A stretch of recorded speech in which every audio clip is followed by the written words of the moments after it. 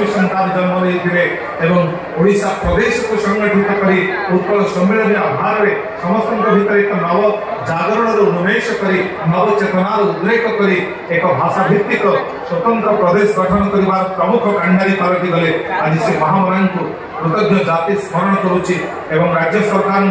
ये अभिनंदनीय पदक्षेप जो माटी दिने शुणी से सुंदर ओंकार जो माटी दिने एकतार मंत्र